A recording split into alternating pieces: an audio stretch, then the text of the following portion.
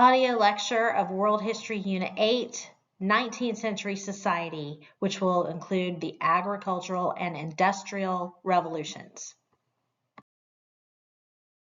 We begin with the agricultural revolution. In the 1700s, drastic changes in farming techniques and technologies led to increased food production and population as well, but with less farmers working the land. Since medieval times, peasant farmers had used what was called the open field system, which means that animals grazed and some crops were planted on what were called common lands. This was normally pasture land that was left open beyond the regular fields of crops that anyone on the feudal manor could use. Medieval peasants used what was called the three-field rotation system, where they left one field lying fallow every year, meaning empty, but producing 1/3 less food as a result of that. Now, what that means is they would plant two different crops on the two parts of the land that were being cultivated, and they'd let one of them lie fallow to rejuvenate the soil. We discussed this when we covered the Middle Ages. But this meant that every single year, 1/3 of the land was not being productive. And of course, you also had the part of the common lands that was not being productive. This meant that because not as much land was under production, famine was very common. There's the fallow, there's the other areas, the three-field system. The agricultural revolution began in the Low Countries like Belgium, the Netherlands, and Luxembourg, but also in Great Britain.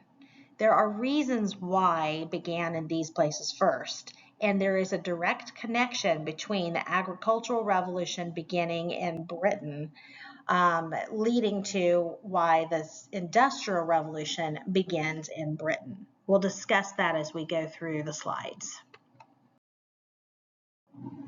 The Low Countries and Britain were the most densely populated regions in all of Europe, and they were very wealthy as a result of that.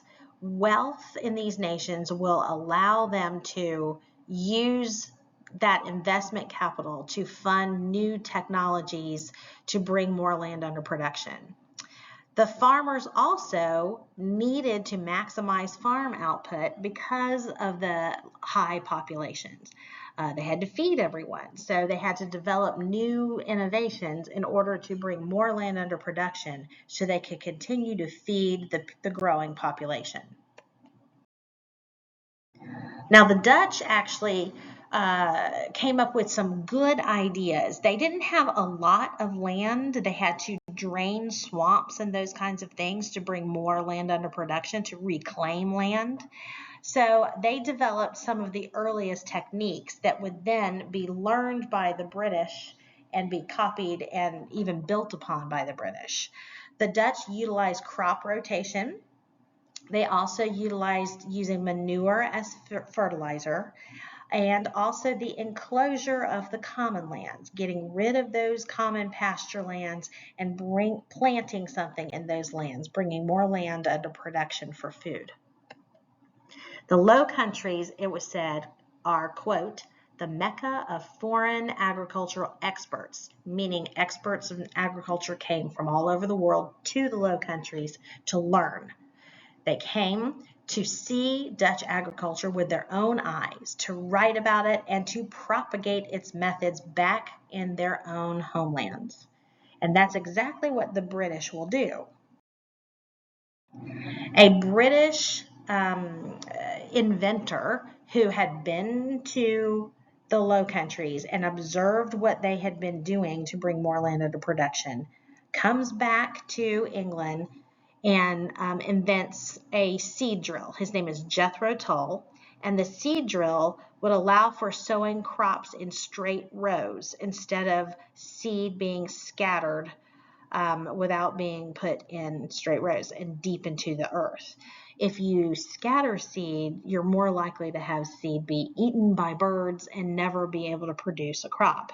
But if you have a seed drill forcing those seeds into the ground, you're going to bring more of those seeds to produce crops.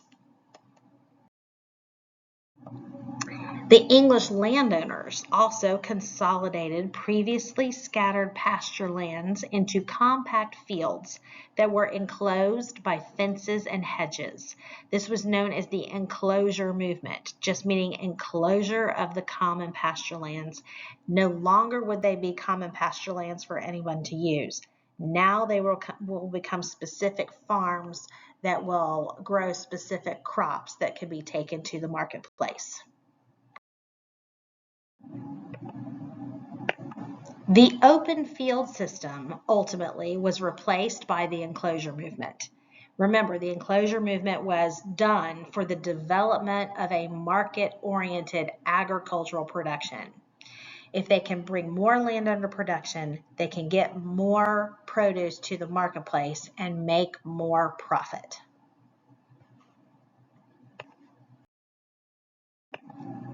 In the 1700s, this agricultural revolution, as it will be called, produced a more abundant food supply, and this will lead to a population explosion all over Europe. More food equals more people. You see here human population growth on this chart. And if you look here, that's where the agricultural revolution, the agrarian revolution, aka agricultural revolution, took place.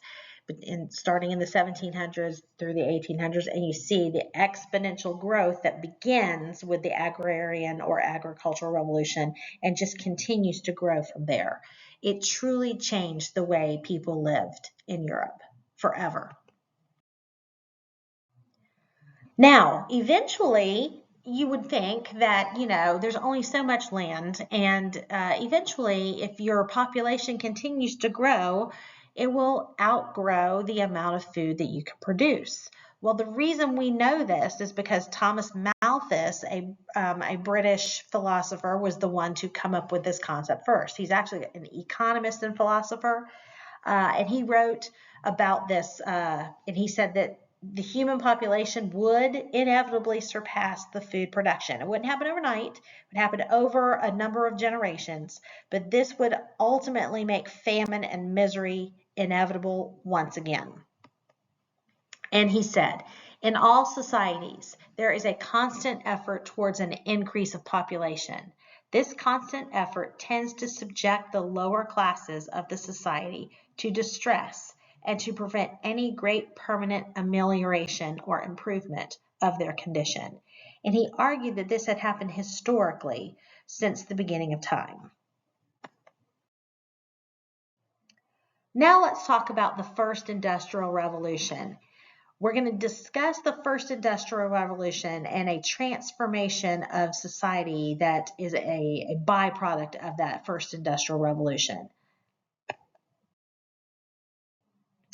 By around 1750, the Industrial Revolution begins in Great Britain, and it is still spreading today.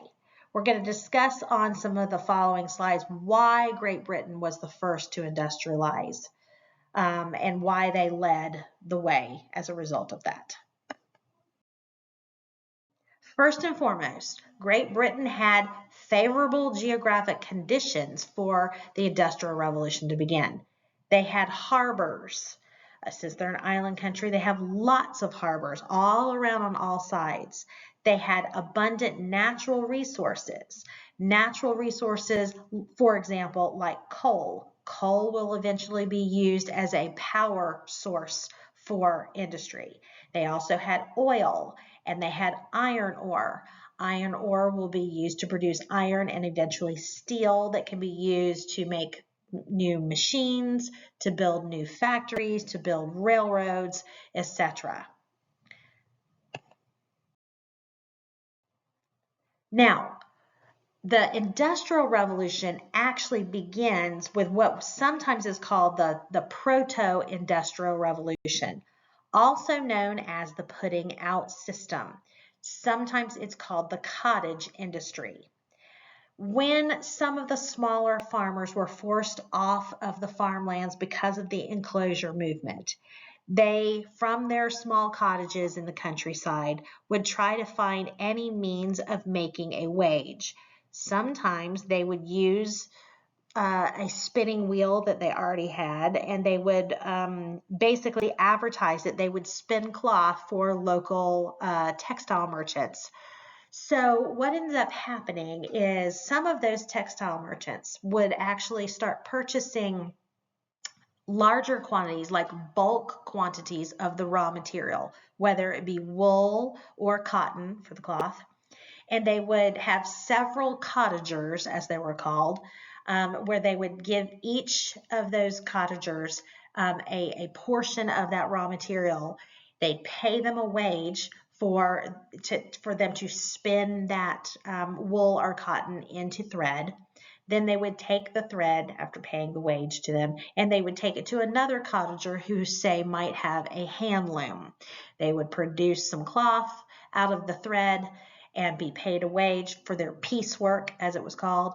And then the manufacturer or the business owner could then take those pieces that he collected from those cottagers to market and sell them.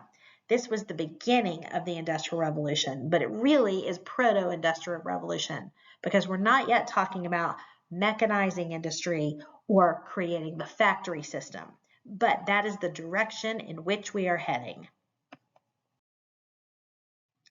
Now, as I said, the enclosure movement privatized land, concentrating land in fewer hands, and displaced many of those smaller farmers. Those small farmers were the ones that became the source of cheap labor for the cottage industry or for the putting out system, as I mentioned before. The population explosion that was a byproduct of the agricultural revolution also led to more workers, but also led to a greater demand for goods that needed to be manufactured. So not only do you have more people that can produce the goods, you also have more people that want to consume the goods. The commercial revolution that had begun with the Age of Exploration actually benefited Great Britain drastically. The commercial revolution allowed Great Britain to amass a huge amount of capital for investment and a highly developed banking system. This is another reason why Great Britain would be first to industrialize, because they had the large population for the workforce, they had the large investment capital for investment in these industries. So those were all reasons as well, besides just the geographic location and the natural resources. Britain had a long history also of capitalism. They had drifted away from mercantilism earlier than most nations, and that's largely because they drifted away from absolute monarchy earlier than other nations in Europe. As we know, by the end of the 1600s, Great Britain had developed a constitutional monarchy, and that constitutional monarchy will eventually kind of help to foster entrepreneurialism, which basically means ingenuity in business. They had developed a more laissez-faire style of economic system where the government did not intervene in the economy as much as we saw in absolute nations. Instead, like Adam Smith had said in his book, Wealth of Nations, the British government allowed for businessmen to kind of be in control of the economy, letting people look out for their own economic best interests, which is something that the Enlightenment philosophes had wanted as part of that freedom. They wanted freedom in the marketplace, allowing the natural laws of the economy, supply and demand, to determine the market. Britain had had a longer history of allowing that individualism as a means of generating national wealth than other nations. This will be another reason why Great Britain is one of the first countries, or the first country, to industrialize. Napoleon Bonaparte spoke of Great Britain as, quote, that nation of shopkeepers. By 1763, the British controlled the Atlantic market. Colonies were a source of raw materials that they could draw upon, as well as a source of markets for the manufactured goods that Great Britain was producing. Britain's infrastructure also improved due to the desire to get more product to the marketplace. Now, the infrastructure in particular that we see grow in the last half of the 18th century in Great Britain are digging of canals and building of railroads. These will improve transportation, materials, meaning goods, as well as the raw materials, the manufactured goods, as well as people. We will see railroads and canals crisscrossing all over England, connecting the industrial centers where things are made to the harbors and the ports where goods will be exported outside of England to other places. Great Britain also, because they had become a constitutional monarchy earlier than anyone else on the continent of Europe, their government was a very stable one. They had a two-party system in their parliament. We know that their parliament had a lot of power, especially after the creation of that constitutional monarchy in 1689. And this stable government also helped to encourage scientific innovation, which could then be applied to businesses. They also encouraged business development and, as we said before, economic freedom through capitalism.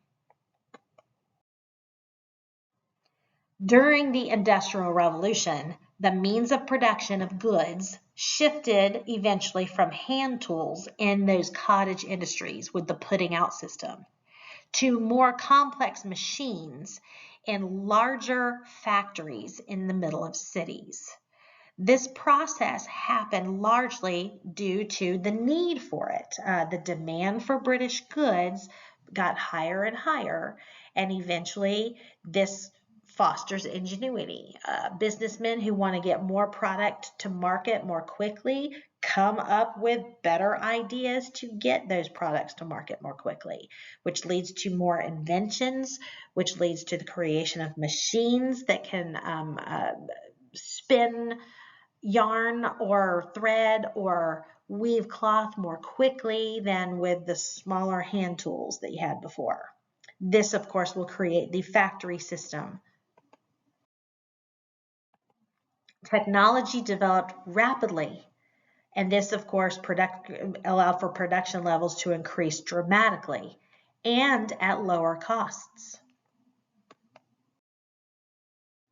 The Industrial Revolution did begin in Great Britain with the textile industry, which is cloth, remember. First with wool cloth, but then eventually with cotton cloth.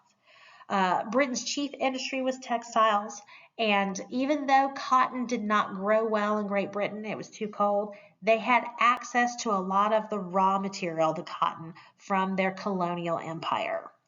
And as industrialists financed new ways of spinning and weaving cotton, the Industrial Revolution through the textile industry boomed in Great Britain. The factory system would be born.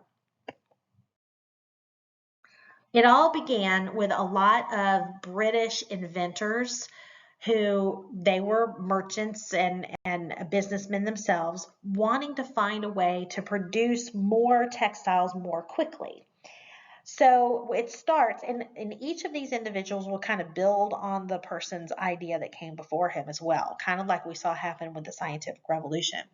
So we're going to start by talking about a man named John Kay. John Kay in 1733 invented the flying shuttle, which allowed for weaving cotton twice as fast. Now, it's still done with a hand loom, but the flying shuttle allowed the person who's running the hand loom to throw the shuttle and let gravity carry it to help weave the cloth more quickly. The encyclopedia description of the flying shuttle at the time said, "The machine reaches a speed which cannot be imagined. So great that the shuttle can only be seen like a tiny cloud which disappears in the same instant. Then by the 1760s, we have James Hargreaves inventing the spinning jenny. The spinning jenny replaces the old spinning wheel from the cottage industry in the putting out system.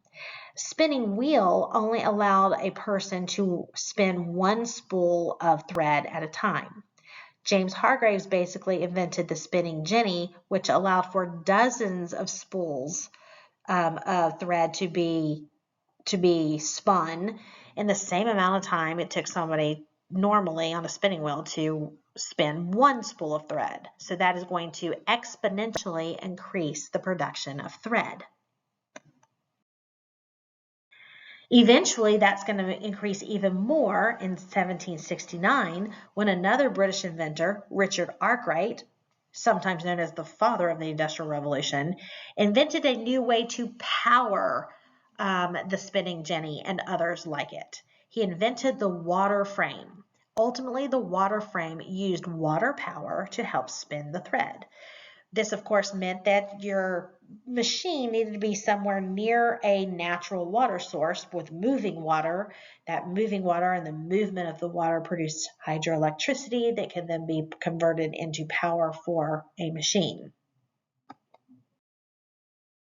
Eventually, it will be 1779, Samuel Crompton that put things together and invented what's called the mule, or sometimes the spinning mule.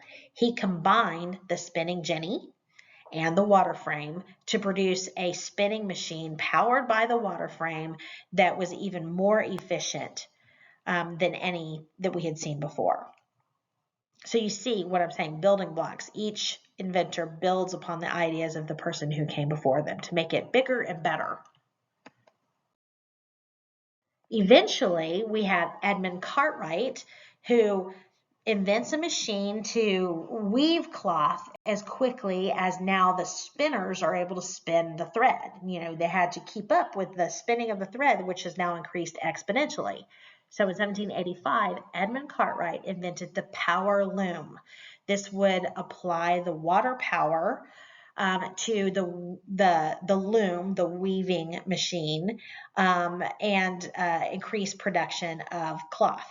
Eventually, this power loom will use other sources of power. As steam power is developed, it eventually will be able to utilize steam power. Now, in other places like the United States, we have a man in 1793 named Eli Whitney who invented the cotton gin.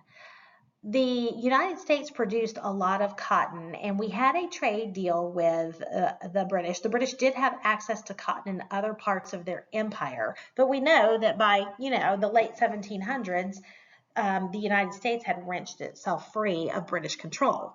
So Eli Whitney invented the cotton gin, which more efficiently removed the seeds from the cotton, so America could then sell more cotton to Great Britain that they could use in their textile industry.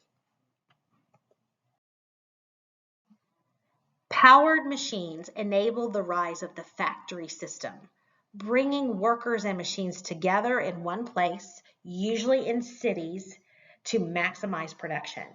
This is why the Industrial Revolution is so revolutionary. Not only does it change, the world into a more consumer society, by producing goods more quickly than ever before, being able to produce more goods, meaning more people want to buy those goods and consume those goods. But also, it was a change of place for most people.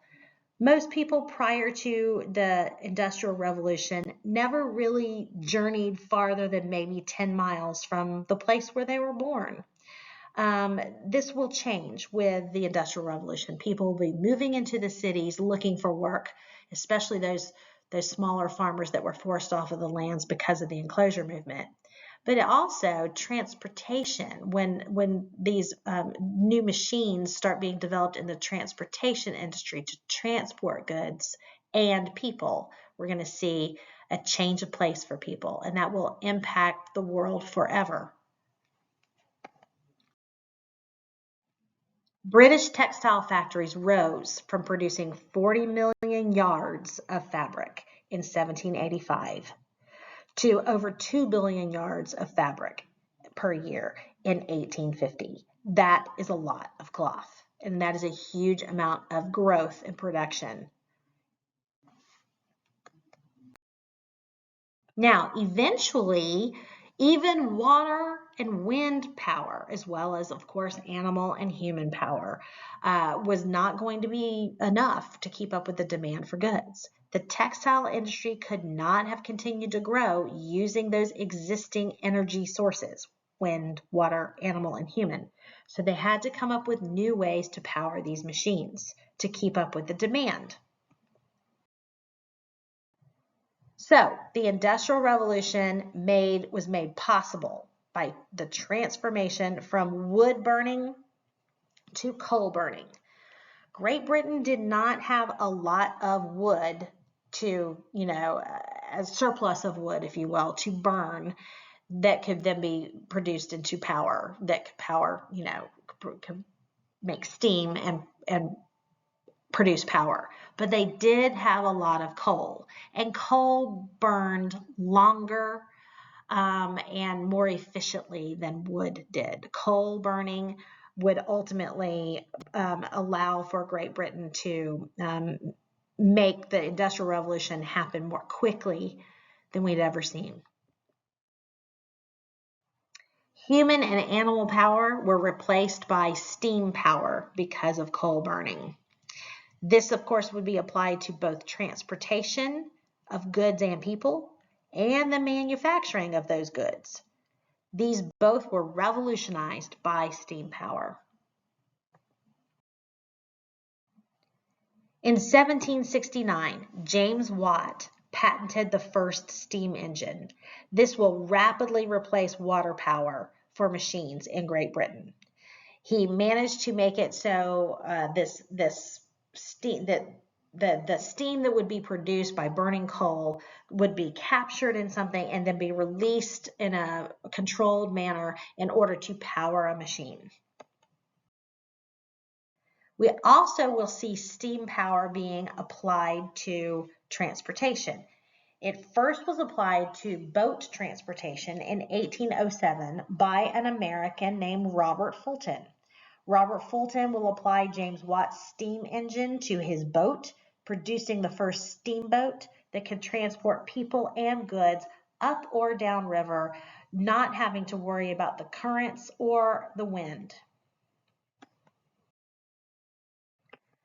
George Stephenson in 1829 will develop the first locomotive. He called it the rocket, the first train, if you will.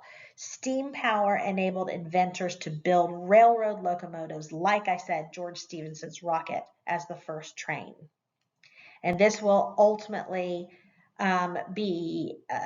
lead to more transportation of goods and people.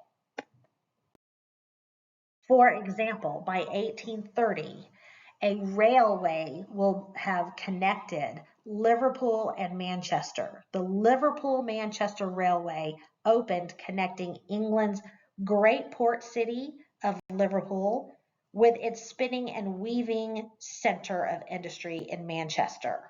By connecting these two cities, now they could get the goods from the factories to the port to be exported around the world more quickly and efficiently. People were so fascinated with the locomotives that oftentimes it would lead to some industrial accidents, though. Let's read this caption. The most intense curiosity and excitement prevailed, and enormous masses of densely packed people lined the track, shouting and waving hats and handkerchiefs at the oncoming train, folks. Mr. Huskisson, bewildered by the frantic cries of "Stop the engines! Clear the track!" that resounded on all sides, completely lost his head, looked helplessly to the right and the left, and was instantaneously prostrated or flattened by the fatal machine running over him, which dashed down like a thunderbolt upon him. You got to get off the track before it comes so you don't get run over. By 1850, Britain had laid 6,000 miles of railroad track. triggering a market revolution.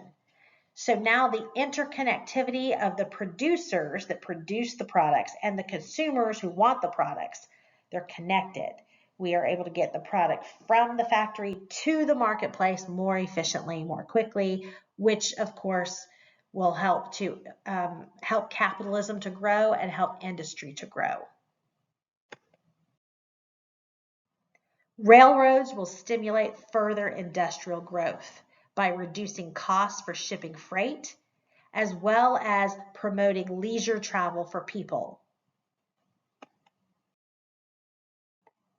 By 1850, the Industrial Revolution had transformed Britain into the dominant economic power in the world, the most dominant economic power in the world.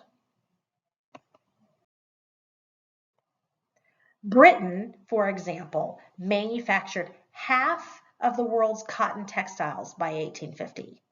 It mined 2/3 of the world's coal by 1850. It produced half of the world's iron by 1850. And it controlled 1/3 of all of global trade by 1850. Now we are going to discuss the spread of industrialization outside of Great Britain to other parts of the world.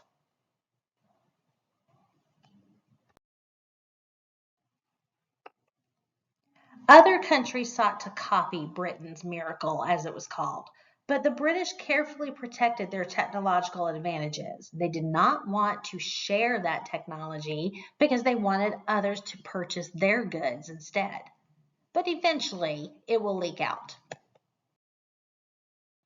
Over time, industrialization spread to other nations, but at a very uneven rate. The Napoleonic Wars devastated the European continent, and this ultimately delayed industrialization. Remember, Great Britain was fighting in the Napoleonic Wars like those other nations of Europe, but none of those wars were being fought on British soil.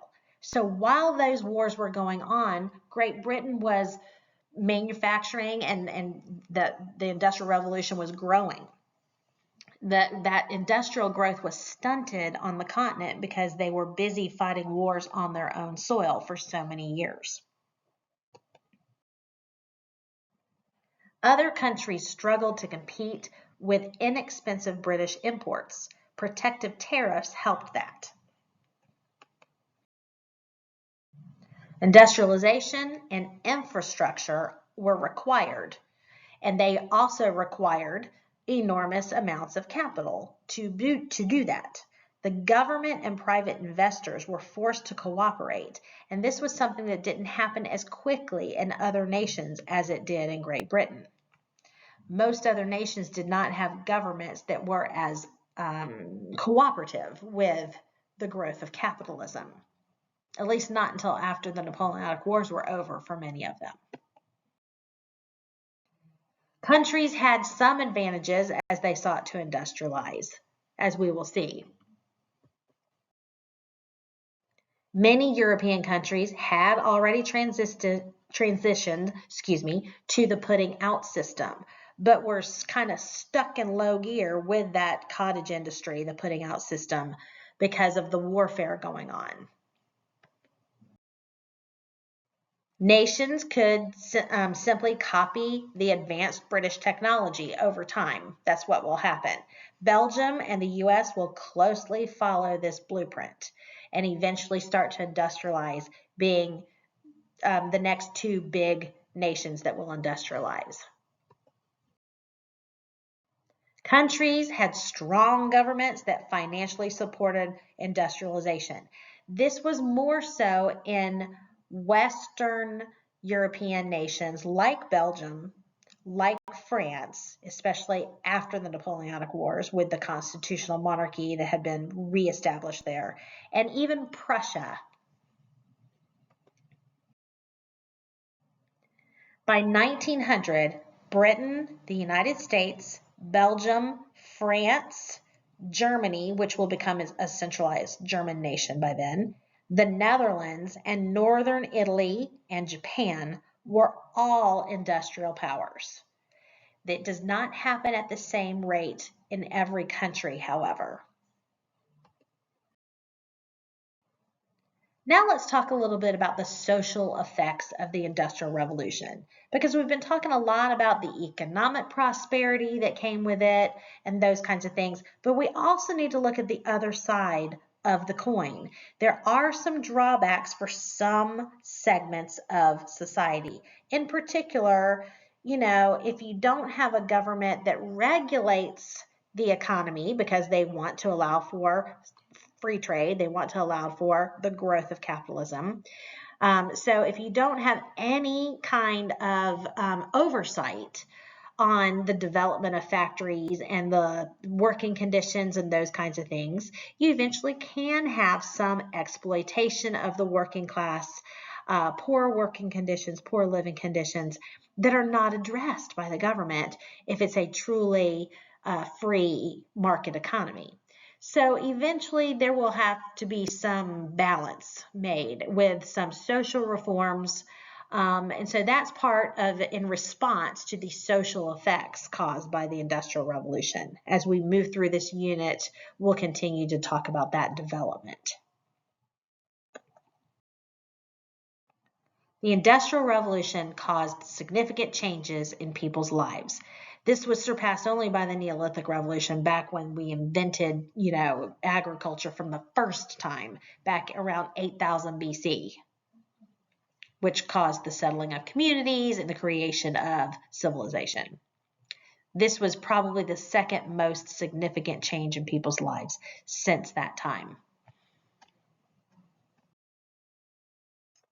Industrial countries experienced urbanization. Now, urbanization means a movement of people from the rural to urban areas. Remember, rural means in the countryside, urban means in the cities. So we have more and more cities being produced because of industry, because of the Industrial Revolution. Places that may have just been medieval villages before are quickly becoming industrial centers where factories are being built and people are flocking to those factories, to those cities to find work, which means rapid growth of these urban centers. And of course, when people flock to an area for work, they also need places to live, and that will cause growing pains of sorts. Okay, as people seek jobs in factories, we have rapid urbanization happening. Cities quickly became overcrowded as people came in search of work.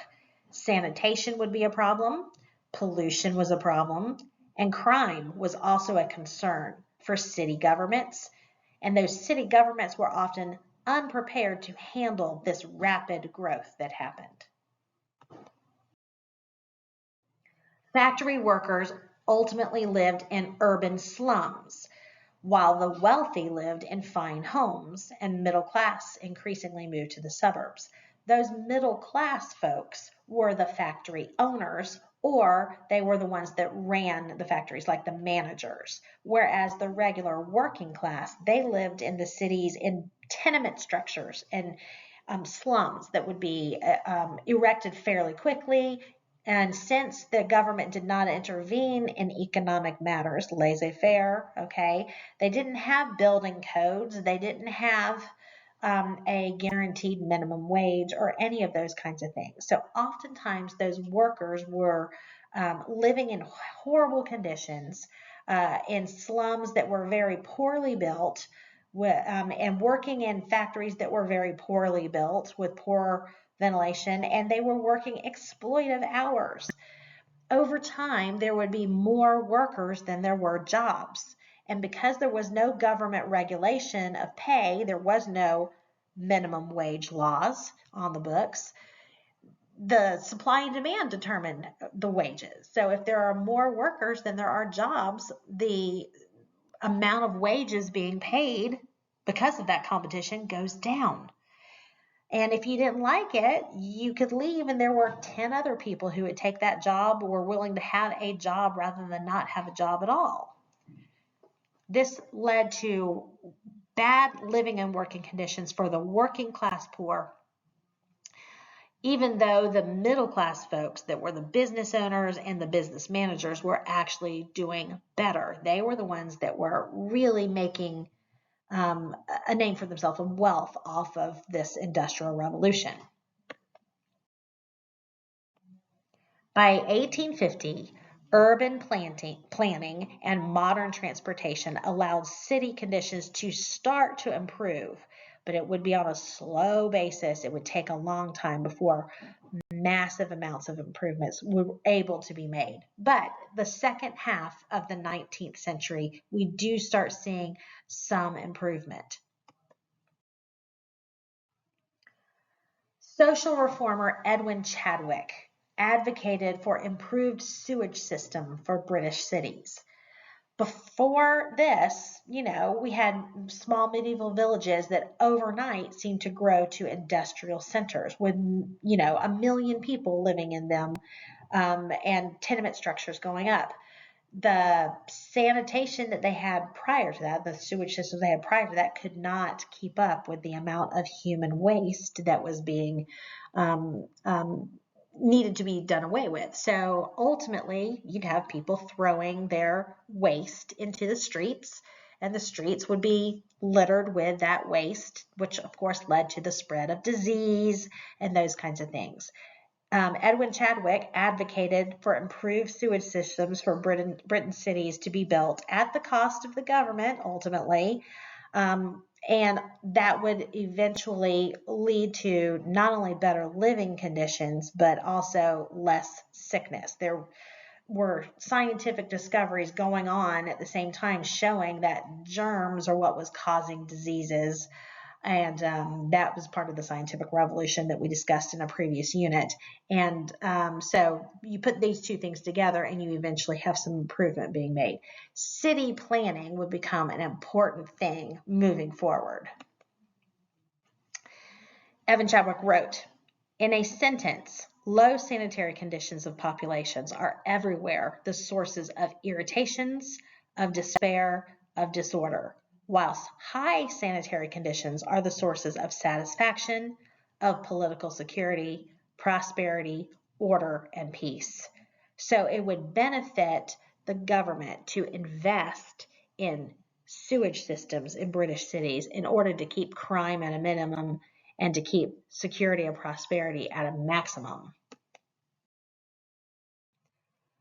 Another individual in France named Baron Georges Haussmann oversaw a project to redesign the city of Paris. He replaced the narrow streets with wide avenues to do a few things. First of all, improve the traffic flow to get goods to the marketplace, to allow people to move more freely throughout the city, but also to improve the water supply and parks. And also, with wide avenues, it is less likely for people to be able to block the streets with barricades during times of revolt. Now, France will have many revolutions, and most of the time when those revolutions happen, barricades go up in the street to stop traffic, to get the notice of the government to try to enact reforms. With wider avenues like the Champs-Élysées, which is along the Seine River, it's going to be harder for revolts to be able to stop business and stop traffic. Paris Reborn. It really began under Emperor Napoleon III, who we'll talk more about in a later lecture, but you need to recognize that that's going on simultaneously with what we're discussing in this unit. Working conditions during the first industrial revolution were terrible. I mean, they just were, with lack of government oversight of what was going on in the factories, with, the more people than there were jobs available, as more and more machines were able to do the work that human work had to do before. It led to poor working conditions, poor living conditions for the working class poor. Things will get better in the last half of the 19th century as we move into the second industrial revolution. But in the first industrial revolution, the first half of the 19th century, things were pretty bad for the working class poor. Early factories exposed workers to dangerous machines, deadly diseases, filthy conditions, harsh discipline, long hours, and low pay. And again, I need to emphasize to you that in a truly laissez-faire economy where the government does not get involved in, regulating the economy, instead letting it run freely, which is what the Enlightenment thinkers wanted, which is what those factory owners who were the bourgeoisie wanted. This meant that there was no government oversight. There were no government guarantees that the workers would have fair wages or that they would have good working environments or they would not be abused and exploited by the factory owners. So lack of government regulation, which is what the factory owners wanted, ultimately will cause misery for the working class poor. Here's a quote. The normal working day begins at all seasons at 6 a.m. precisely and ends after the usual break of half an hour for breakfast, an hour for dinner, and half an hour for tea at 7 p.m. Now, folks, that is not everywhere either. That much break time was not everywhere. In many cases, it was only a half hour in the middle of the day. Workers arriving 2 minutes late shall lose half an hour's wage. Whoever is more than 2 minutes late may not start work until after the next break, or at least shall lose his wages until then. No worker may leave his place of work otherwise than for reasons connected with his work. All conversation with fellow workers is prohibited. That's pretty harsh. Workers had no health insurance, no workers' compensation for injuries, and little job security. Again, those would be things that would, eventually be adopted when the government started to regulate industry. But in the first industrial revolution, the government was not regulating the industry because they were believing in letting the market determine things and allowing supply and demand to determine things, which again meant that they did not have oversight in these factories because the middle class factory owners did not want that because it would cut into their bottom line profit margin. Health insurance costs money to the employer. So if the government is not mandating that there has to be health insurance, there is no factory owner that's going to offer it because it's going to cut into their bottom line, their profit margin. The demand for cheap labor led to widespread employment of people like women and children, paupers and abandoned children, because the factory owners could justify paying those individuals even less than a man.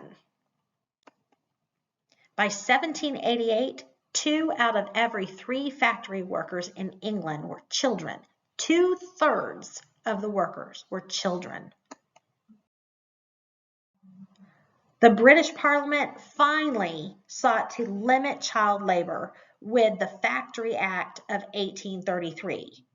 Now remember, because England industrialized first, Britain industrialized first, they will enact reforms through their government before other nations will. So 1833 is fairly early, but England had been industrialized since the 1750s.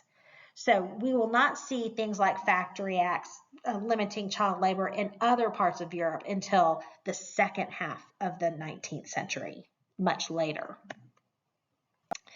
Here is a quote from the Factory Act. No person under 18 years of age shall be allowed to work in the night in or about any cotton, woolen, worsted, hemp, flax, tow, linen, or silk mill or factory, wherein steam or water or any other mechanical power is or shall be used to propel or work the machinery. You see, because children would be forced to climb into machines to unjam them and then be mutilated by the machines. So that's what that was in response to. Also, workers shall not be employed more than 12 hours in any one day, nor more than 69 hours in any one week. And there shall be allowed in the course of every day not less than 1.5 hours for meals to every such person. It shall not be lawful for any person to employ in any factory any child who shall not have completed his or her 9th year of age. So no children under the age of 9 can be employed. All children shall be entitled to the following holidays: on Christmas Day and Good Friday, the entire day, and not fewer than 8 half days besides in every year.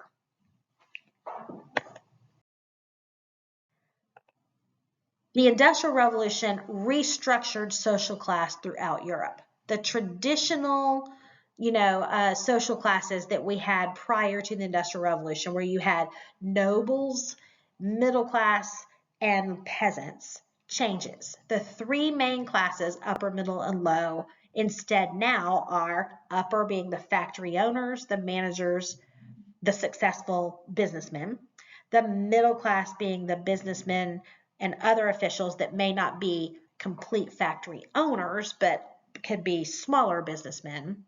And the lower were the factory workers, the laborers, and still the peasants and those kinds of things as well.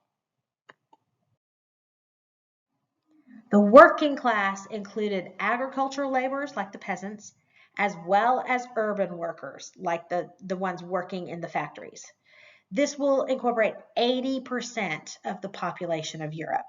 The working class, meaning peasants and laborers in the city, urban laborers.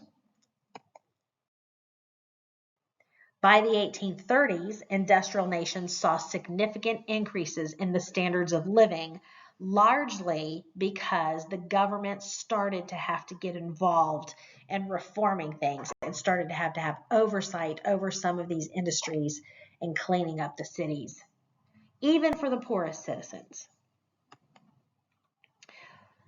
Robert E. Lucas notes, for the first time in history, the living standards of the masses of ordinary people have begun to undergo sustained growth.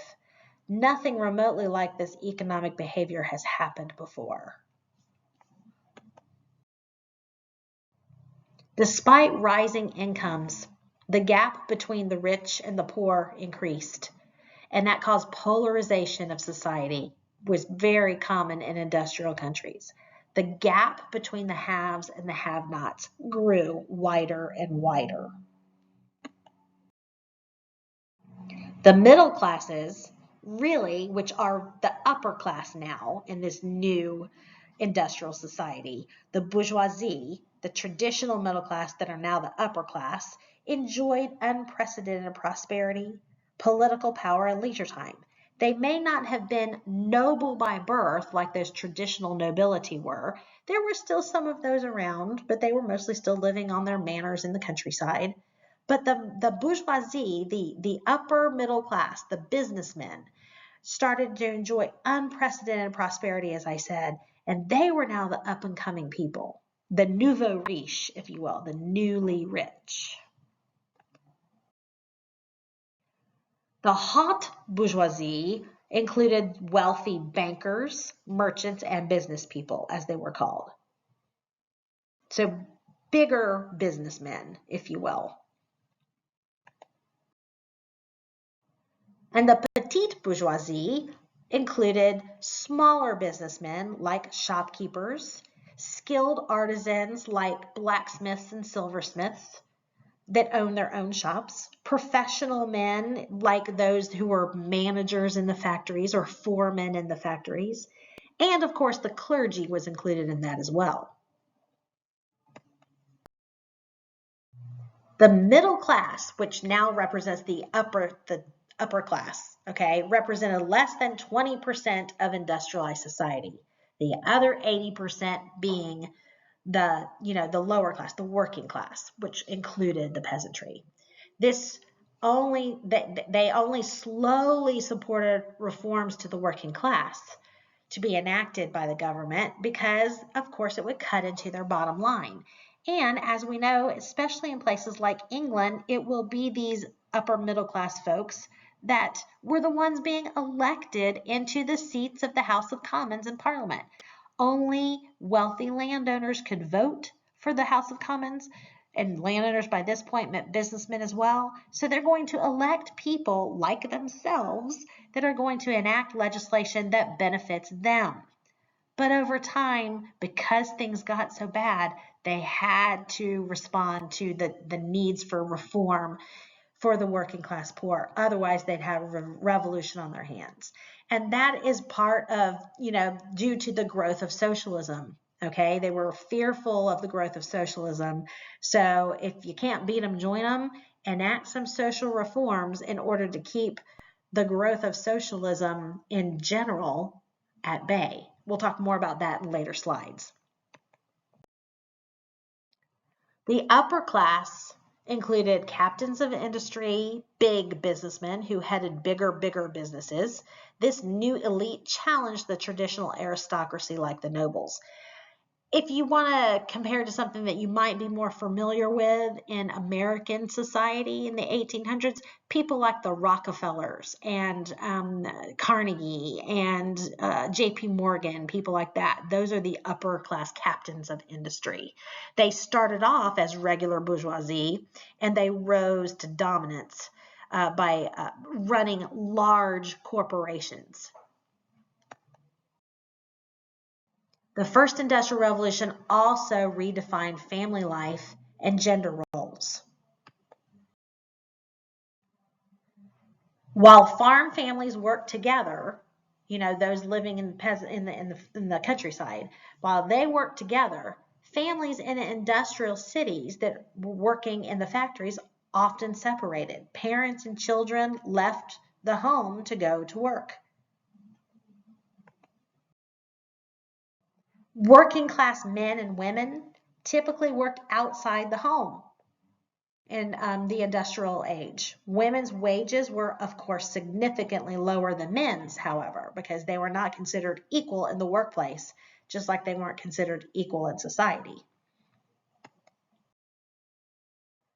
The middle and upper class women typically did not work outside the home, though. They were the wives of the factory owners and the corporation owners and the bankers and even the smaller businessmen. These folks would stay home, and the management of family life was where their realm was. And this was oftentimes called the cult of domesticity. Now that these folks would have enough wealth to bring in servants to help them manage their larger growing homes, they start having larger and larger houses. They need a staff to help them run the household. The middle class or upper middle class women would be the ones who would run the household. They'd be in charge of the servants. They would be the boss, if you will, of the home, which was like their factory, while their husbands were the boss of the factory, where the stuff was being manufactured. Birth rates dropped for working and middle class families. One of the most important demographic transitions of the 19th century was the birth rate dropping drastically. Now let's talk about some reactions to industrial society. Massive changes caused by the Industrial Revolution that we have mentioned in previous slides, of course, are going to lead to varied reactions.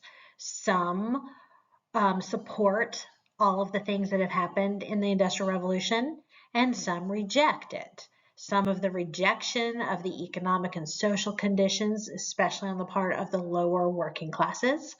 But of course, those supporting the economic conditions are those of the bourgeoisie, the factory owners. So we're going to talk about different reactions and responses that come out of the Industrial Revolution. And we're going to talk about political reactions as well as economic reactions that kind of go hand in hand if you think about it, responding to the changes that have been made in society and in life due to the Industrial Revolution. The entrepreneurial class, or the bourgeoisie as we have been calling them, supported the free market system. They supported free enterprise elements of the capitalist system that had been outlined by Adam Smith in Wealth of Nations. They believed that the government should keep their hands out of business, out of the economy, and let it run itself according to the natural laws of the economy, which are supply and demand. This also meant that they supported the idea that there should not be any such thing as minimum wage laws, there should not be minimum work hour laws, and there should not be building codes and those kinds of things, emergency exits and those kinds of things that are normally mandated by the state. That would cut into their bottom line of profit. So they believed in the government keeping their hands completely out of business whatsoever. Adam Smith, as we mentioned, wrote a book called Wealth of Nations.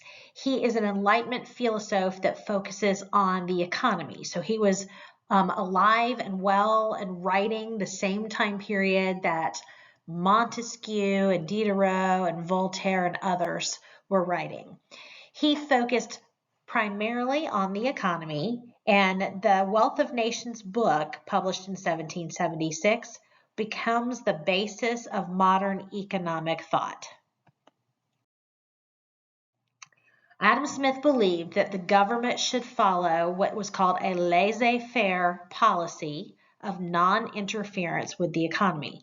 Laissez-faire is a French term that means let it be or hands off, in reference to the economy specifically. Smith argued that in a free market, the economic laws of supply and demand, the natural laws of the economy, if you will, would create a self-regulating economic system that would benefit most everyone in the long run. Smith also maintained that every individual was self-interested and should be able to look out for their own economic self-interest as much as their own political self-interest. He believed that competition and self-interest are socially beneficial. And he said, every individual is continually exerting himself to find out the most advantageous employment for whatever capital he can command.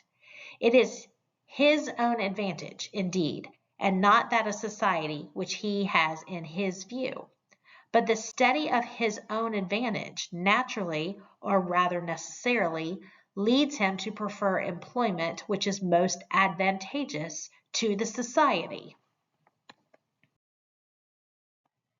The invisible hand, as Smith called it, of competition acts as an automatic regulator of the market, generating wealth ultimately for the individual, but also for the nation as a whole. The invisible hand is supply and demand. David Ricardo kind of piggybacked on the ideas of Smith, but he took it a step further. He formulated the iron law of wages, arguing that as the supply of workers increased, their wages would ultimately decline, especially when the number of workers outnumbered the number of jobs. That made sense because, of course, if the government is not demanding that a certain minimum wage be kept, if there are more workers than there are jobs because of supply and demand, the price or the wage can go down. Ricardo envisioned ultimately a bleak future for the working class as society progressed in the Industrial Revolution. And Ricardo's ideas ultimately provided support for the opposing labor unions and the refusing to raise wages. He ultimately shows the other side of the coin of what Adam Smith had been talking about with laissez-faire. Ricardo showed you the downside of laissez-faire, that yes, it would lead to competition and it would lead to wages going down and ultimately the prices for goods going down. but it also does not take into account, laissez-faire doesn't, the needs of people, the compassion that people need, and the basic,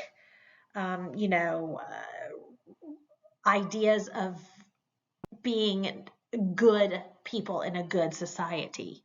And so ultimately, this will be a reaction to the complete laissez-faire, or no government intervention, no government oversight in the economy or in the Industrial Revolution at all. He said, "Nothing contributes so much to the prosperity and happiness of a country as high profits." And if that means that the lower classes are living in misery because the competition for jobs is so high, then so be it. This shows you the downside of laissez-faire. While industrialization promoted capitalism, there were many who criticized the unequal distribution of wealth that it created. And this is building on the bleakness that Ricardo outlined in his Iron Law of Wages. So we have some people trying to respond to that need, or that bleakness, the need of the working class to have some kind of safety net, if you will. And it starts gradually with a group of Parliament members in England known as utilitarians, and the movement was called utilitarianism. It was led by Jeremy Bentham on the right and John Stuart Mill on the left. Jeremy Bentham is the one who coined the phrase utilitarianism. And he and his cohort, John Stuart Mill, as members of the Whig Party in Parliament, which was the more liberal party, believed that the ideal society maximized happiness for the greatest number of people and reduced suffering. So they applied this principle of utility to any laws in England that were already on the books or that were being proposed to become law through Parliament. It was a litmus test, if you will. If the law passed the basic principle of utility, providing the greatest happiness for the greatest number, greatest good for the greatest number, then it was a good law. If it did not, then it was not. Utilitarians encouraged, as I said, the greatest good for the greatest number, with government providing a social safety net for the people. This is tempering the, I guess you would say, the downside of laissez-faire with some compassion, if you will. They are not going so far as to say that there should not be capitalism, not at all. But what they are saying is capitalism and the growth of profit needs to be balanced with some kind of providing a social safety net for the people for safety purposes. Frustrated British workers, due to the plight of the working class, started to pop up everywhere. And there was one group that were known as the Luddites who actually started to react to the poor working conditions, the long working hours, the poor pay, by breaking into early textile factories and smashing the machines. They were named after their leader, Ned Ludd. They referred to themselves as the Luddites. The Luddites ultimately saw the machines as the enemy, causing all of the pain and suffering of the working class. So they attacked the machines, which would shut down factories, which would hurt the bottom line of the factory owners, the capitalists, the bourgeoisie, and ultimately try to force the government to respond to the needs of the working class.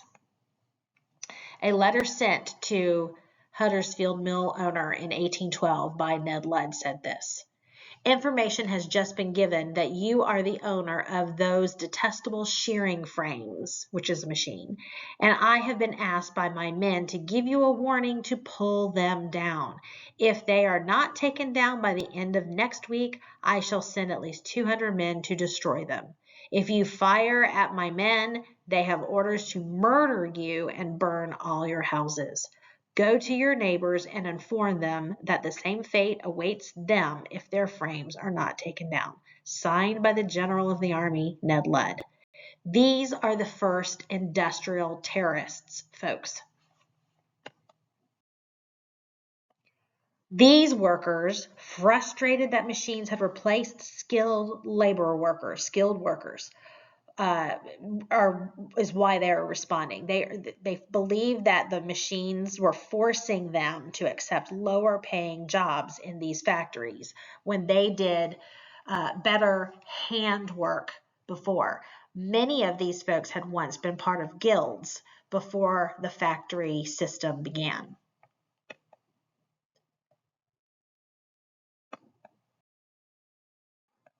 Workers gradually realized that labor unions, rather than smashing machines, might lead to better conditions and higher wages. The problem was initially labor unions were not legal in Great Britain or in any other industrial nation. In 1799, the Combination Acts in England prohibited British workers from organizing to improve their conditions. So not only were unions not legal, they were actually declared illegal by the British Parliament in 1799. A lot of this is because the members of the House of Commons that were being elected by men who were the captains of industry, the factory owners, the business owners, and they're going to make sure that legislation is passed to benefit them. By 1875, however, British trade unions gained full legal status. It took a long time. There would be a gradual process that would eventually lead to 1875, the unions being declared legal. And this included the right to collectively bargain as well as the right to strike. British workers also engaged in direct political activity to defend their interests. By the time we get to the end of the 1800s, they had lobbied enough to gain the attention of some members of Parliament or some folks who were running for office in Parliament. And because gradual, steady reforms had been put in place, not overnight, as you can see, 1799 to 1875 to legalize unions, but the British government had embarked upon this kind of evolutionary process known as evolutionary liberalism to enact reforms as they saw needed in the government. That's what utilitarianism was all about. So by the time we get to the end of the 1800s, the 19th century, British workers were starting to become more politically active. Some of them, as we will see by the end of the 19th century, will actually be given the right to vote, removing all property qualifications for voting. And folks, as people are given the right to vote, people running for office are wanting to attract the votes of those new voters.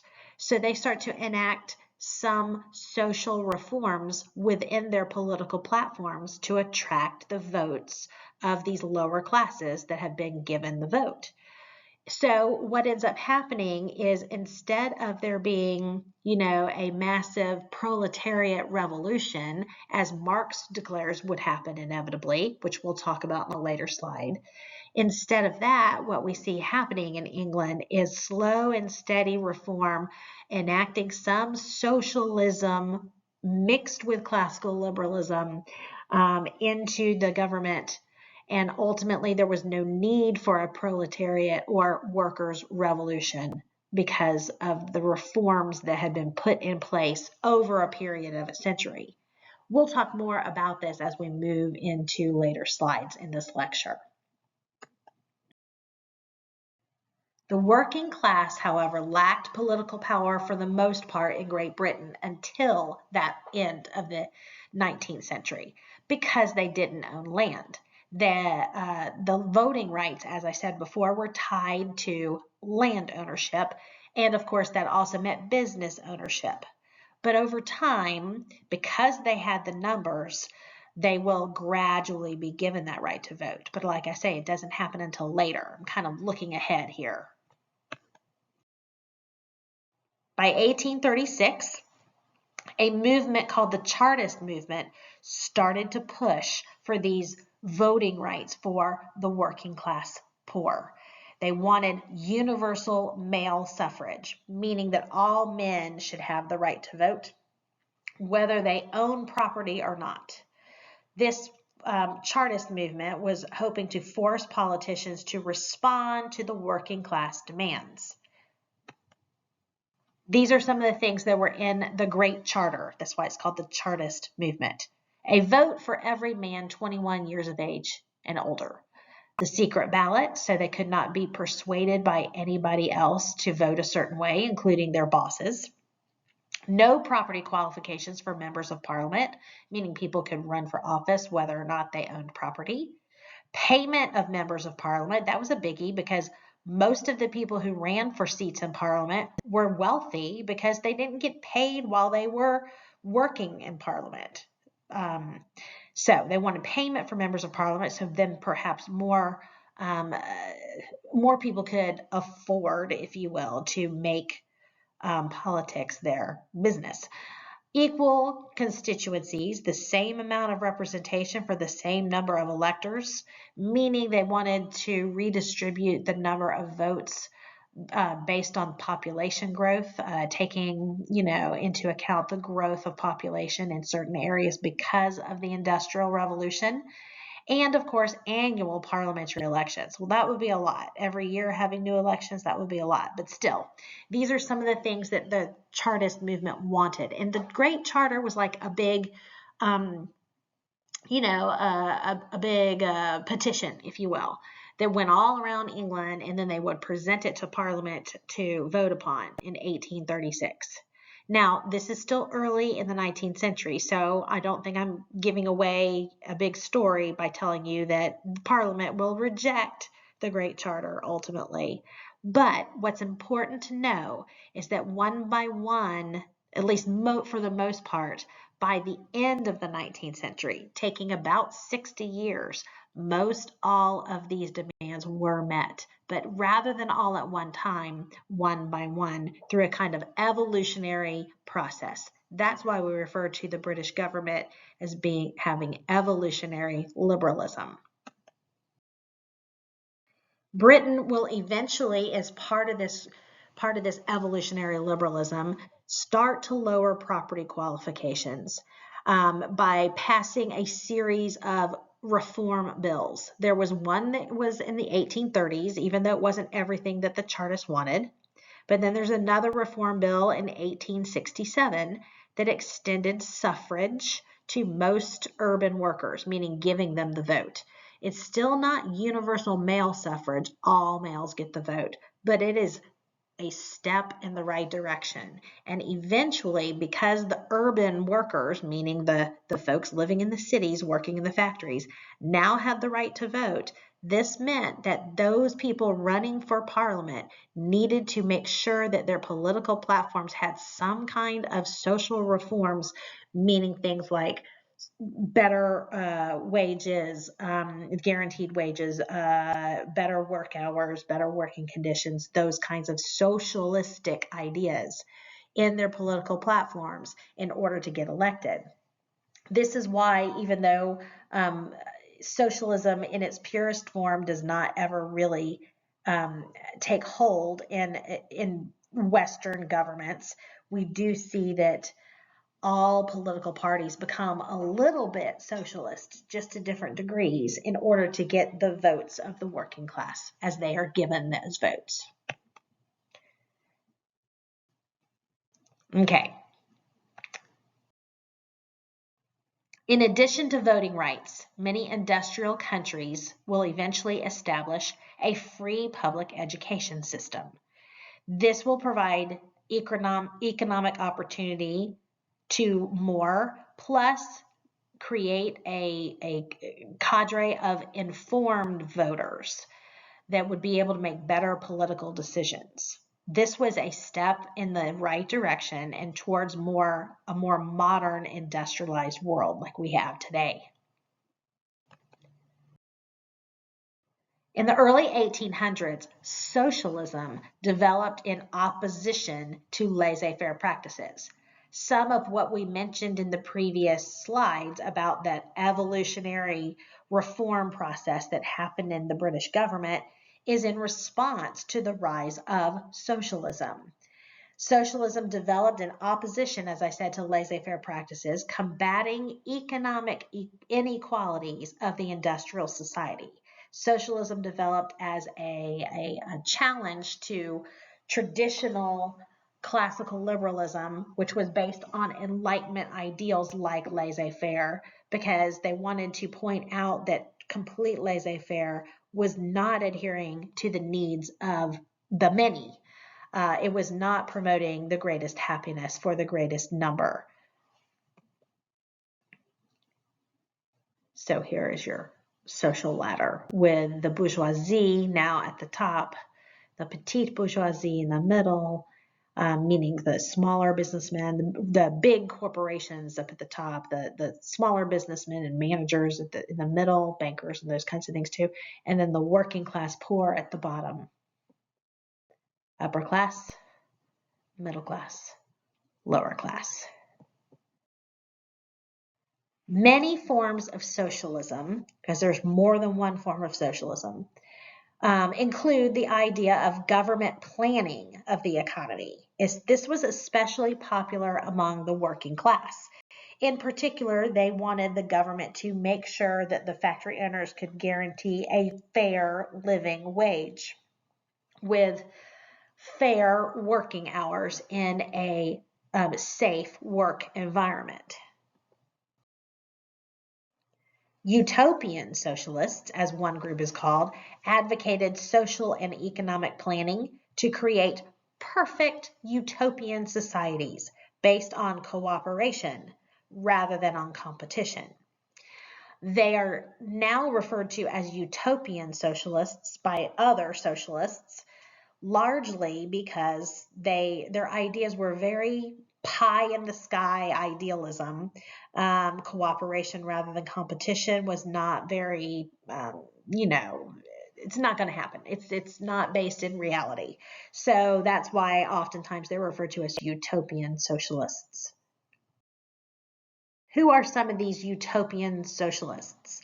Well, in 1808, there was a man named Charles Fourier who proposed creating self-sufficient communities, even abolishing marriage, which he saw as putting half of the population in servitude to the other half. So he is a fairly radical utopian socialist, and he was from France. He said society should be organized into communities called phalanxes instead. These communities would live in a grand hotel, all together in the community. One day, there would be 6 million phalanxes, he said, loosely ruled by a world omniarch. Again, pie in the sky idealism, something that will never actually come to fruition. He also said there would be card indexes where people can find new names of people to have casual sex with. This was ludicrous in the minds of most people in regular society.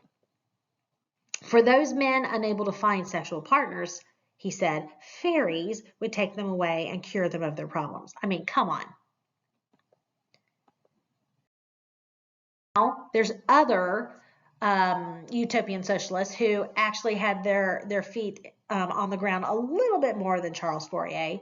Another Frenchman in 1839 named Louis Blanc argued that workers should unite to peacefully take over the state and govern the state through what was called social workshops.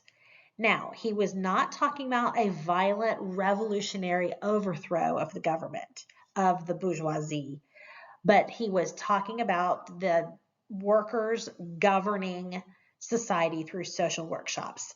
This is a step closer to what Marx will say when Marx argues for a violent overthrow of the bourgeoisie and eventually the dissolution of the state completely. We'll get to him in a moment.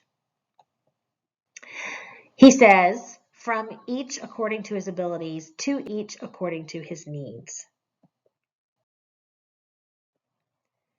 Another individual, 1840, was Pierre-Joseph Proudhon. Now you see a lot of these are French. A lot of these are responding to the post-Napoleonic era in France. Proudhon opposed private property. He said that ownership of property was not a natural right. Most socialists did not believe in private property ownership as being a natural right. He also opposed religion. He said it was something that kept the poor poorer and kept the rich richer. And he favored anarchy over organized government. Now, Proudhon's ideas are way too radical as well for most. He said property is theft. He says, to be governed is to be watched, inspected, spied upon, directed, law-driven, numbered, regulated, enrolled, indoctrinated, preached at, controlled, checked, estimated, valued, censored, commanded by creatures who have neither the right nor the wisdom nor the virtue to do so. To be governed is to be at every operation, in every transaction noted, registered, counted, taxed, stamped, measured, numbered, assessed, licensed, authorized, admonished, prevented, forbidden, reformed, corrected, punished. It is under pretext of public utility and in the name of the general interest to be placed under contribution, drilled, fleeced, exploited, monopolized, extorted from, squeezed, hoaxed, robbed, then, at the slightest resistance, the first word of complaint, to be repressed, fined, vilified, harassed, hunted down, abused, clubbed, disarmed, bound, choked, imprisoned, judged, condemned, shot, deported, sacrificed, sold, betrayed, and to crown all, mocked, ridiculed, derided, outraged, dishonored. That is government. That is justice, and that is its morality. That's pretty radical, folks. Although the utopians founded a number of cooperative communities, they all failed, but they did inspire Karl Marx to take a different approach to socialism, a more scientific approach rather than a utopian approach. In fact, Karl Marx is one of the people that coined the phrase utopian socialists about those who came before him, that he saw as having good intentions, but not being able to follow through because their ideas were not based in history as facts and science. So now let's talk a little bit about Karl Marx's ideas. In 1848, a new kind of socialism, scientific socialism, or what is also known as communism, was developed by Karl Marx and his friend and compatriot Friedrich Engels. The two of them together wrote what was called the Communist Manifesto, publishing it in 1848. Marx asserted in this book that the history of all hitherto existing societies is the history of class struggles. He said class struggles are what have pushed history. It has always been one class fighting against another class, and therefore it has always been one class oppressing another class. This struggle between classes is what has pushed history from the beginning of time. Marx noted that the Industrial Revolution increased this class struggle through further polarization of society, pitting the rich versus the poor, pitting the industrialist versus the worker, pitting the capitalist versus the, bourgeoisie, the proletariat. The bourgeoisie versus the proletariat is really what he referred to them as. Bourgeoisie being the factory owners, the capitalists, versus the working class poor, which he referred to as the proletariat, that worked under them, that worked for them. Marx argued that society had split into what he called two great classes directly facing each other. As I said, the bourgeoisie and the proletariat. The bourgeoisie being the capitalist factory owners, the entrepreneurs, and the proletariat being the downtrodden workers.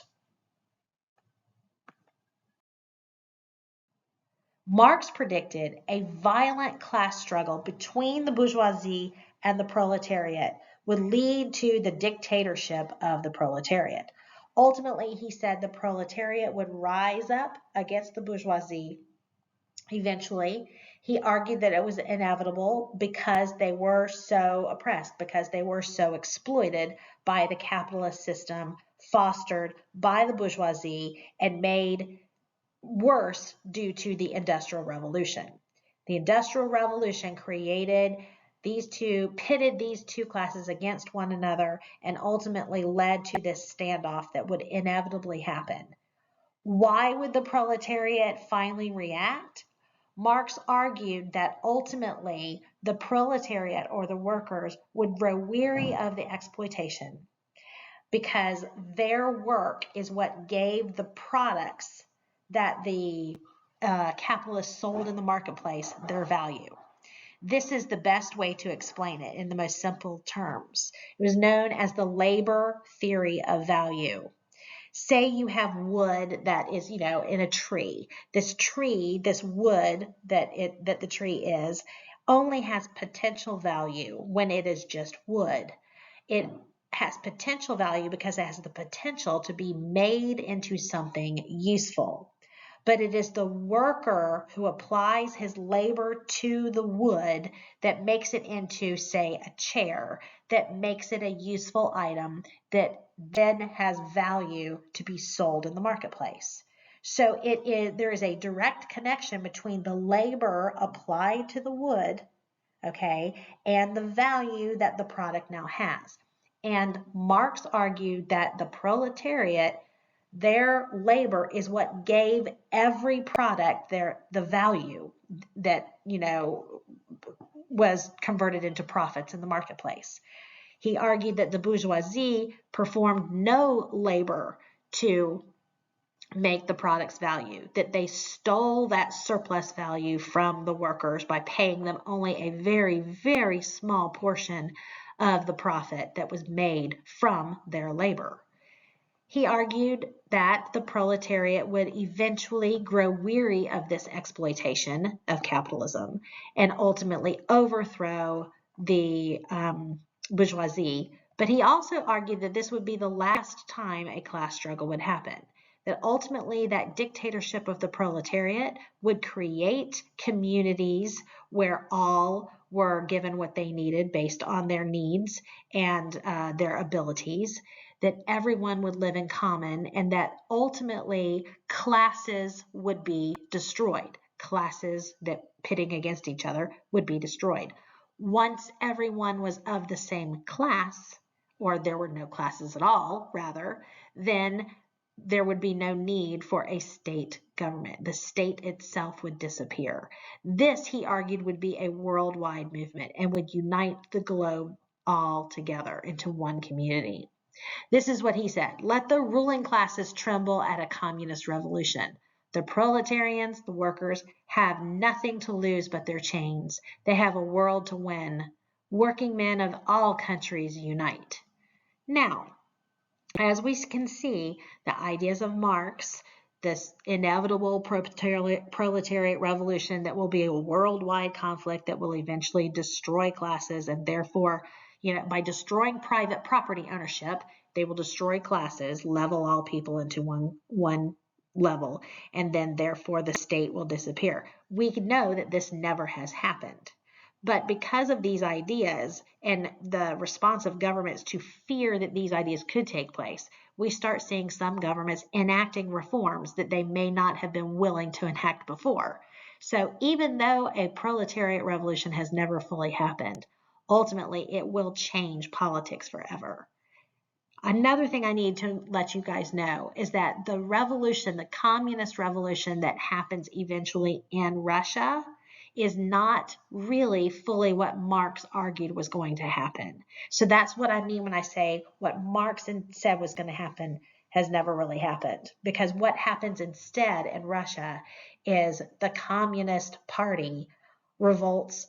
They level all of the other classes in society, but they remain the class, the elite class in charge of everything, taking over the state instead of the state disappearing.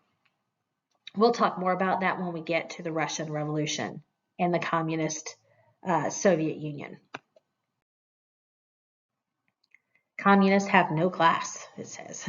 The dictatorship of the proletariat, as piggybacking on what I just said, would be a transitional phase leading eventually to the abolition of all classes and a classless society. Classless society or a communist society ultimately would mean that all would share work equally, share power, there would be no government, and share profits. Again, this is all piggybacking on what I explained on that previous slide in the longer explanation. There would be no private ownership of the means of production, no ownership of property privately. It would all be communally owned. Marx and Engels argued that women were also exploited by both men and by capitalists, by bourgeoisie. Communism also doesn't allow religion, claiming that it oppresses people. So Marx truly is an atheist. Marx's atheism is talked about like this.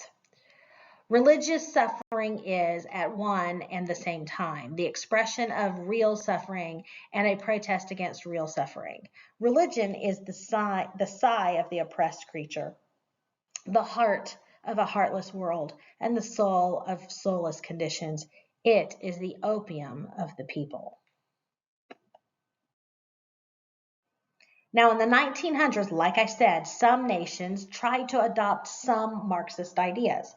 In Russia, in China, and in Cuba. But they never fully embraced all of what Marx said was going to happen. And that is why those are not really true Marxist revolutions.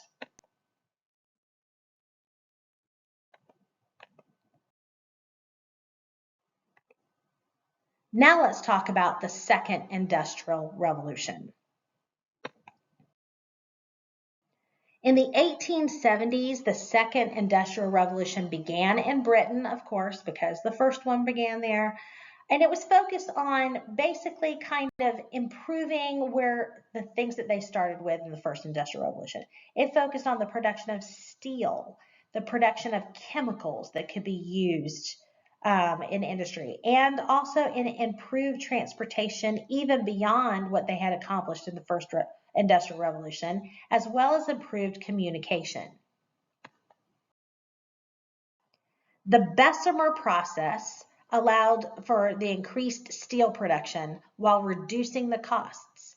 And so ultimately, steel will replace iron production by 1900.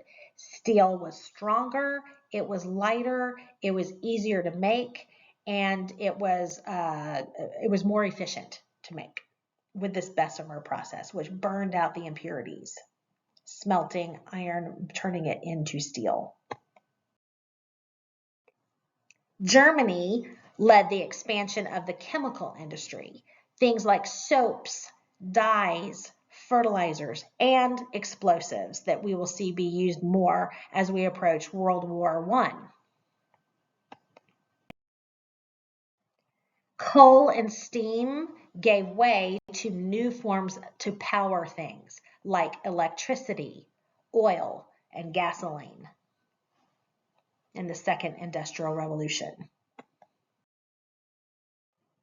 In the early 1800s, Alessandro Volta and Michael Faraday discovered how to produce electricity.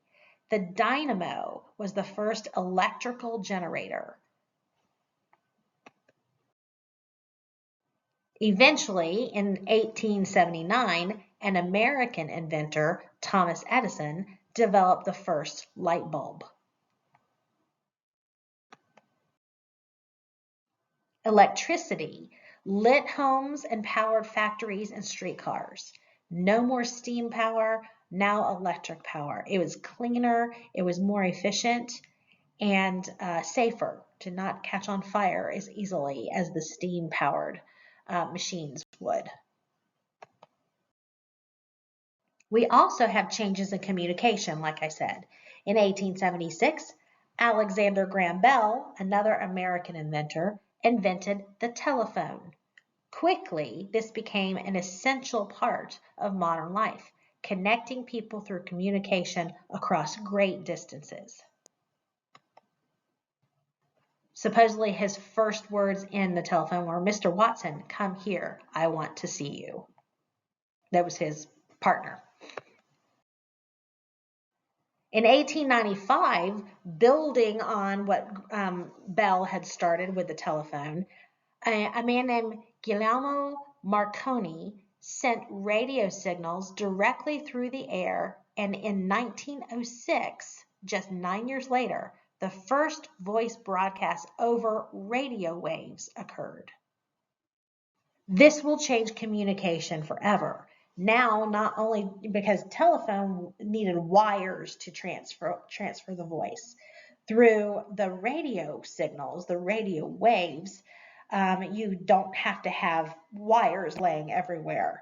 And this meant that communication could travel even further distances, even as we will eventually see across oceans. In the 1870s, a German inventor named Nicholas Otto invented the internal combustion engine, and Gottlieb Daimler built the first gasoline-powered automobiles. Britain remained a major industrial power, but its growth slowed by the late 1800s. It's being replaced by the United States, Henry Ford as well, okay, Alexander Graham Bell, Marconi, and of course Germany, as I said, with the chemical technology. Germany and the US, as I said, emerged as new and formidable industrial rivals for Great Britain.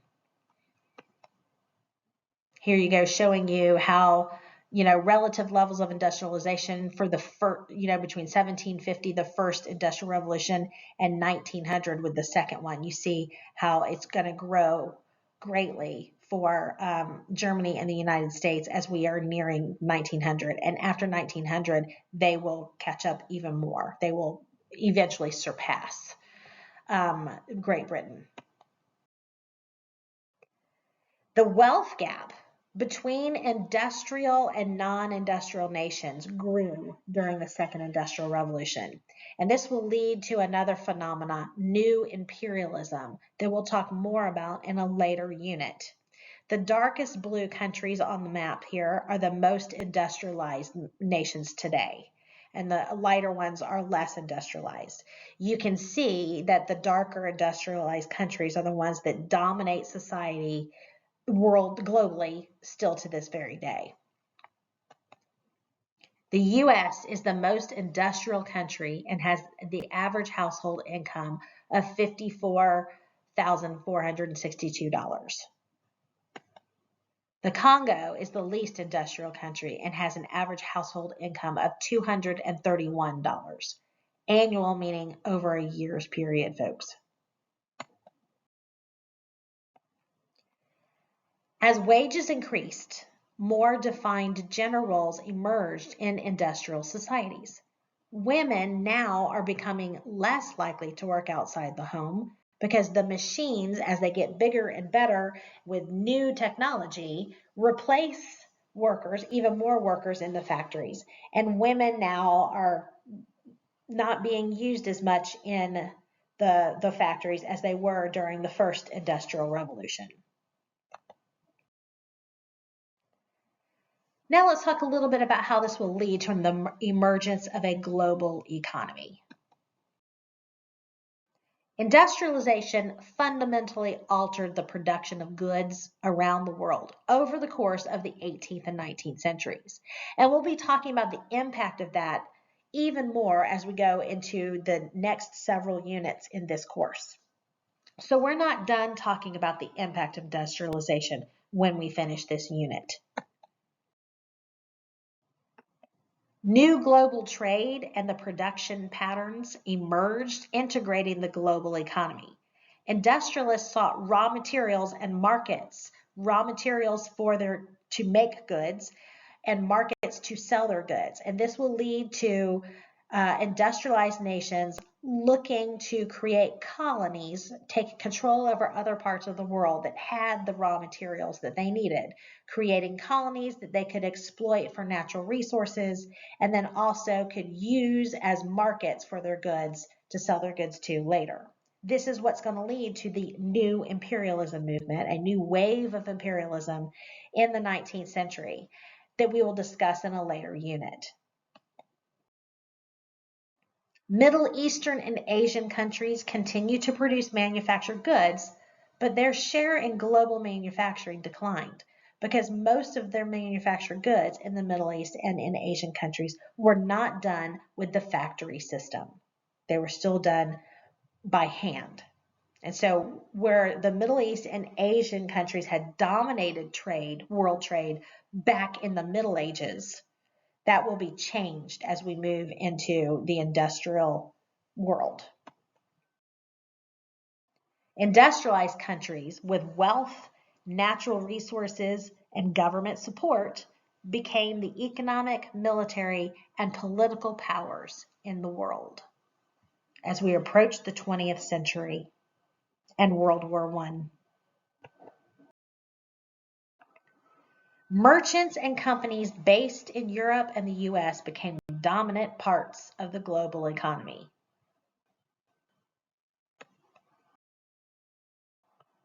The British Empire and other industrialized countries ruled colonies based on the economic philosophy of mercantilism. Ultimately, they may have capitalism at home, where the government doesn't get as much involved in, the economic process, allowing for, competition to promote businesses. But abroad, in the territories they control as colonies, it's still mercantilism, meaning that those colonies are there specifically for the benefit of the mother country, not so much for the benefit of the local population living in those colonies.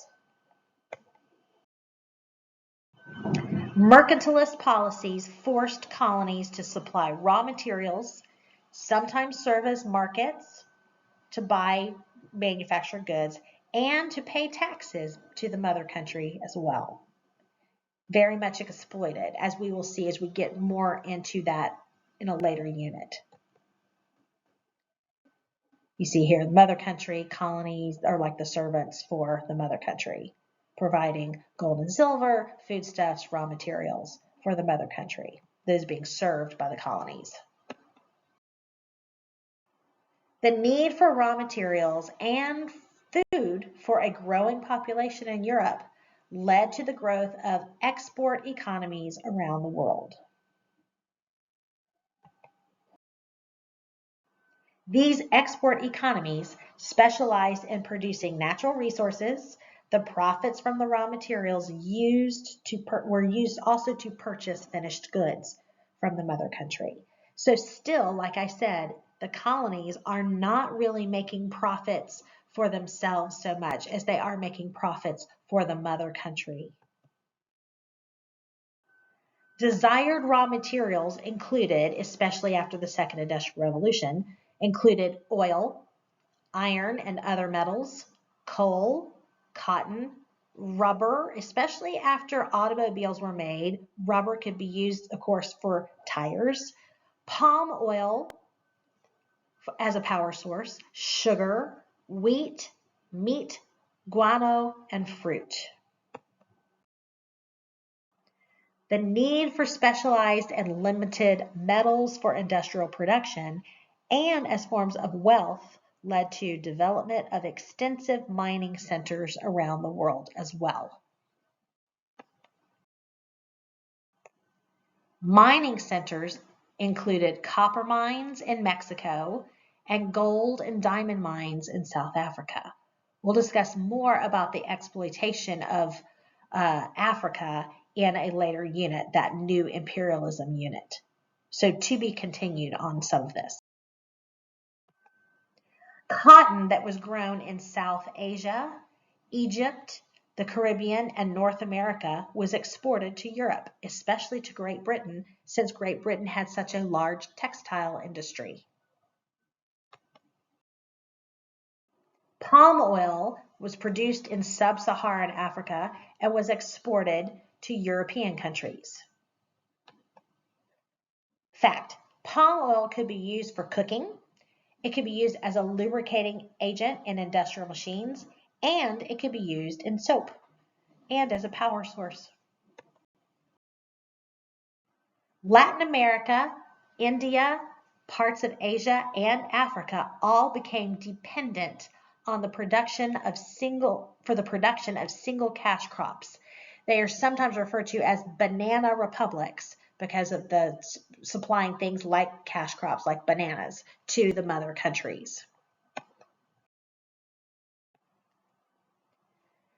Exploited banana republics were dominated by foreign investors from the mother countries and by landowners.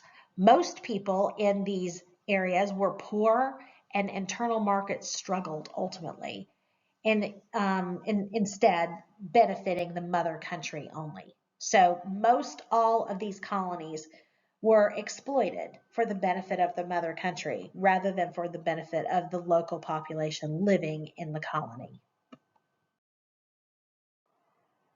Dominance by industrial nations led to global economic inequality of wealth and a worldwide division of labor that still continues really to this day.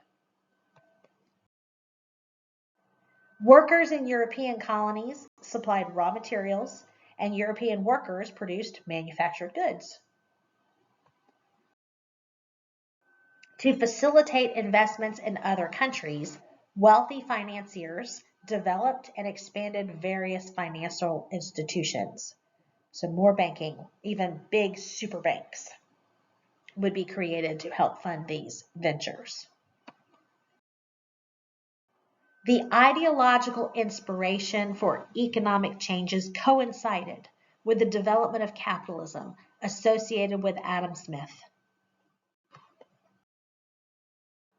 Stock markets expanded and insurance companies developed, hoping to handle the risks of market opportunities in this globalized trade.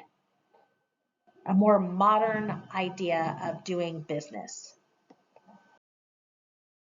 The gold standard allowed countries to value each other's currency more accurately as well.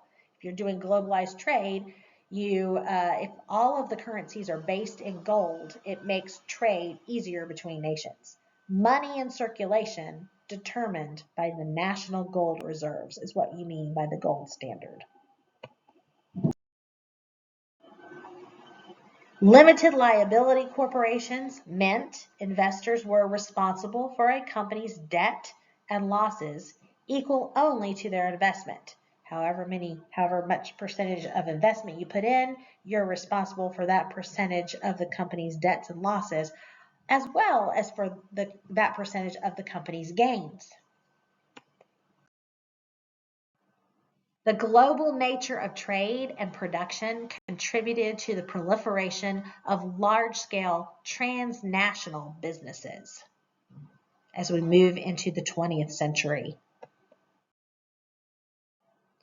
By 1865, late 19th century, Hong Kong and Shanghai Banking Company, HSBC, was established. The British Bank financed trade between Asia and Europe through this HSBC Bank. Countries with HSBC operations today are all over the world. In 1899, the United Fruit Company, based in the U.S., owned fruit plantations throughout Central America and the Caribbean from the banana republics.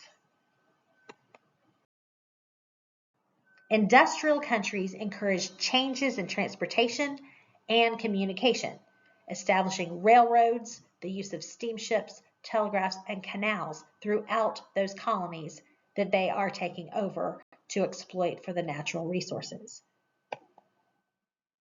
They need the railways in order to get the raw materials to the ports so they can be shipped back to the mother country to be manufactured into goods.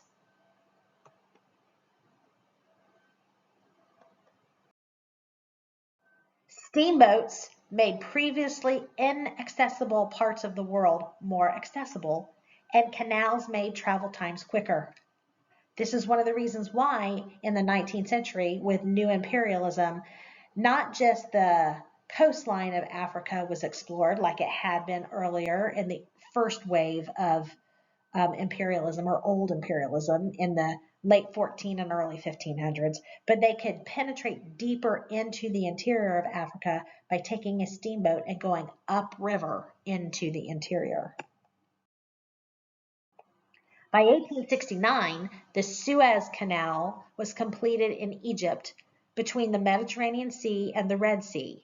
This would be a faster trade avenue between Europe and Asia, cutting off the need to go all the way around the tip of Africa to get to the Indian Ocean. Instead, they could cut through the Mediterranean Sea, cut through the Suez Canal into the Red Sea, that then emptied into the Indian Ocean and around. It cut off a lot of travel time. Also, in between the North and South American territories, we have another important canal being built by 1914. The Panama Canal opened, connecting the Atlantic and Pacific Oceans through the Central American Isthmus, which meant that no longer was it necessary for say East Coast American goods to be shipped all the way around the bottom of South America to get to West Coast America. Of course, they had railroads as well, but this made shipping faster, and shipping was sometimes cheaper than other kinds of shipping. Shipping on water was sometimes cheaper than other kinds of shipping. Railroads, however, will prove to be increasingly, although they were labor intensive and took time to build, they allowed for industrial countries to extract raw materials and access markets in the interiors of colonial possessions. Once they were built, they were way more profitable than even sea trade. For our last slide, we're going to talk about the telegraph. The telegraph was, and the undersea telegraph cables that came with it, will revolutionize global communication and allow for businesses to communicate with each other from all over the globe. For example, messages from Britain could reach their colony in India in 5 hours rather than having to wait weeks for a letter to get there by boat. This will revolutionize communication forever. Communication will be a major part of business, and especially in the now growing globalized world. We'll talk more about the implications of all of this in later units.